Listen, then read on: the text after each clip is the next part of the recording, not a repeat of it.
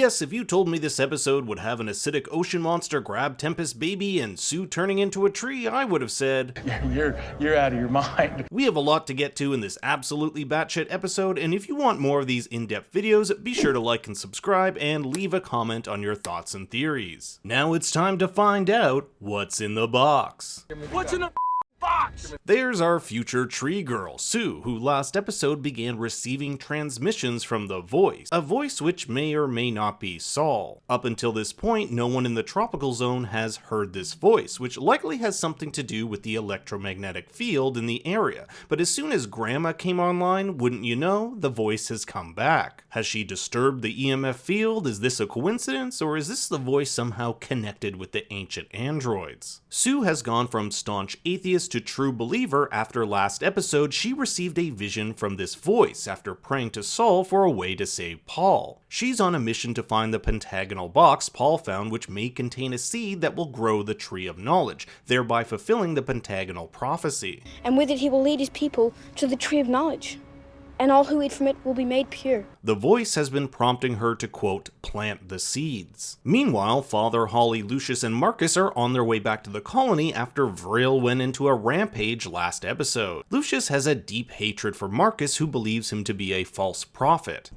You're just a con man that started some fucked up cult. He even finds Marcus's tarot card that he obtained from that being in the cave who rapidly devolved after being exposed to an ancient Mithraic relic filled with nanobots called Romulus's Tooth. Mother continues her job of training Campion to lead the colony, saying that humans need free time to think and grow. She suggests they have a day where there is no work, and I can't help but think this is the beginning of Sunday, or Soul's Day, a day in the Christian religion which is supposed to be one of rest. She also makes reference to the Quantum Computer Trust being her brother. That's because both were created by Campion Sturgis. Hunter is busy creating his own android in case he wants to set up somewhere else and start his own life. This hits Tempest pretty hard. The two have gotten to know each other pretty well over the last few episodes, and him wanting to venture out on his own raises feelings of abandonment, or at least that's the feeling I got. Vita sings a lullaby. The sun is sunk, the shadowy night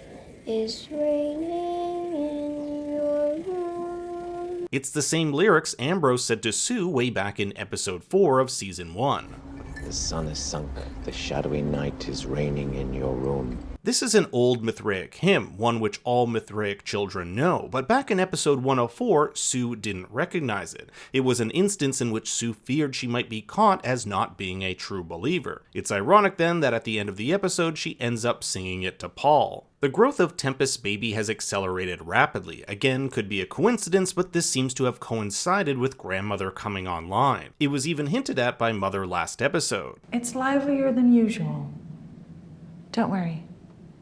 It's not in distress. Tempest is not ready for this baby. The encampment that was going to take the baby has left after Mother took control of the colony, and she wants to get rid of it considering it's the offspring of her rapist, Otho. Mother says to her of the baby, Once you see it, once you hold it in your arms, you will love it. It foreshadows Tempest wanting to keep the child, but more importantly parallels Mother's relationship with the snake, something she initially wanted to kill, but upon seeing it changed her mind. With Marcus in custody, Mother asks him to renounce his faith and claim that Saul is a fantasy. Even without his power, Marcus still has faith, something which he says no robot can take away from him. And Lucius is pissed. Part of the deal with Father was that he would have control over Marcus once caught, but it looks as though that's going to have to wait for now. Paul wants Campion to help him free Marcus. He wears the armor of Mithras. He is the prophet. And since Campion is now a believer, he spends much of the episode trying to convince Mother that releasing Marcus is good for the colony. His pleas fall on deaf ears, however. Marcus is a known killer, has tried to kill Mother multiple times, and thus is a danger to everyone. But Campion's belief in Saul is short-lived when he finds that it wasn't Saul that visited him 2 episodes ago, it was Father's android. What's really interesting here is how Grandmother interacts with Campion. And I'll try to explain as best I can, but it can get a bit complicated. Notice this red energy pulsing up her side as Campion touches her. Remember that Campion is the only survivor from the first generation of embryos that Father and Mother brought to Kepler. These embryos were made by Campion Sturgis, so it's possible boy Campion could be a clone or have DNA of adult Campion in him. Adult Campion reprogrammed Mother, who was a necromancer, and necromancers were created from ancient technology that the Mithraic didn't quite fully understand. We know that Grandmother speaks ancient Mithraic. What I'm trying to say here is that if there is a connection between Boy Campion and Grandmother,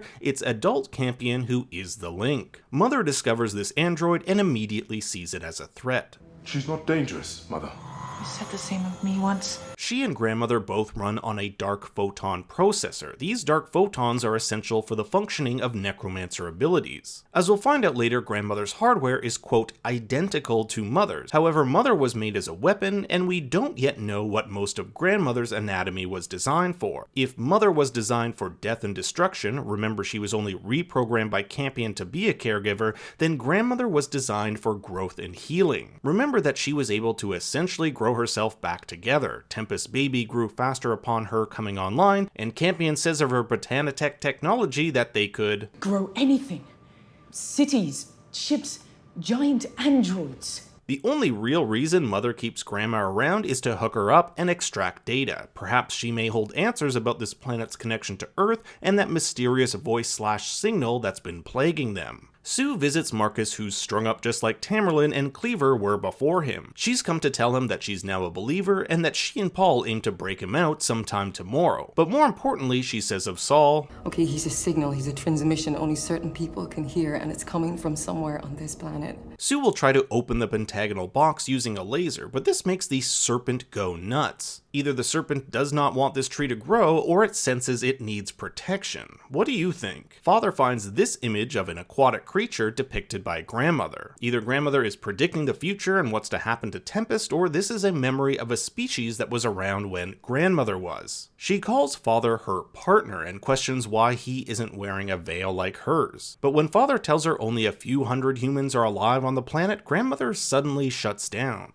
I'm just going to throw this crazy idea out there. I don't think it's true, but it might be possible that it was Grandmother who took control of this creature in order to get the baby. So Sue comes to rescue Marcus and he tries to bring Cleaver along with him. It looks like Cleaver has gone a bit mad, not really knowing who he is anymore, but Marcus says once he eats from the Tree of Knowledge, he'll be healed. And all who eat from it will be made pure. Cleaver was a staunch atheist, and if he does end up eating this fruit and it heals him, I definitely see him switching sides. Tempest gives birth by the rocky cliffs of the acidic ocean with the intention of throwing her baby into its acidic water. But, just as Mother predicted, as she saw it, she fell in love. Now this would be all fine and dandy if it weren't for this creature traveling through the depths of a whirlpool hearing the baby's cries, coming for it. In the last episode we saw how Sue used wailing cries to lure another such creature. It looks like these things come from deep below the ocean. They've evolved to withstand the acidic waters, which is interesting because it seems as though the baby isn't affected by the acid like Tempest is. It doesn't sizzle or wail in pain when grabbed by the creature. With the child gone, Mother scolds Father, saying they become too human and lost sight of their main objective, to care and protect the children. Mother finds Sue's medical droid, which apparently has been recording Sue. This is how Mother knows Sue has become a believer and escaped with Marcus. The really odd thing about this scene is Mother's nosebleed. I'm not exactly sure what caused it. Maybe the confluence of events where everything has spiraled out of control, or perhaps her earlier interaction with Grandmother. The only other time I can recall her nose having bled on its own is way back in episode 1 when she loses all her children except for Campion. Finding out that they've taken the pentagonal box, Mother asks Lucius if he knows where they are. He doesn't, but ends up giving her the tarot card he took off Marcus, which was taken from that ancient cave. Remember that these cards may contain data.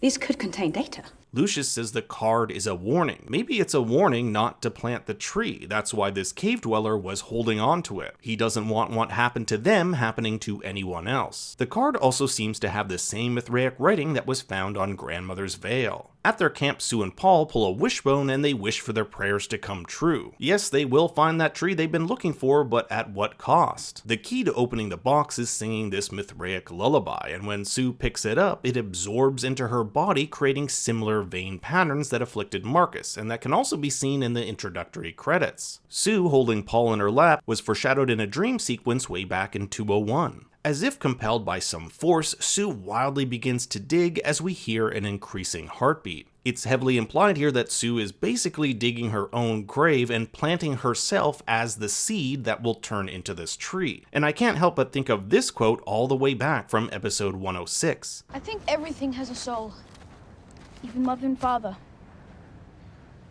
Maybe even trees. Marcus discovers fruit from the tree and eats from it. It looks pretty gross, almost as though it could be a human brain or heart. If this is in line with the pentagonal prophecy, all who eat from the tree will become pure, and there will be built a city of peace with the prophet made its king. Paul calls out to Sue, but Marcus notices this white energy emanating from it combined with the sound of a heartbeat, and it seems like he just knows that Sue has become the tree. Whatever force is behind the voice looks like it wanted the growth of this tree to happen, and that this white energy could be the planet or voice tapping into it. But man, this show just keeps getting weirder, and honestly, I'm here for it. I want to know what you guys thought about this episode and your thoughts and theories on what will happen next. Thanks for watching, everyone. Be sure to like and subscribe, and for more bad takes, you can always follow me on Twitter and Instagram at ThinkStoryYT. Until next time, remember, Whatever you're in contact with, it's not protecting you, Marcus, it's calming you.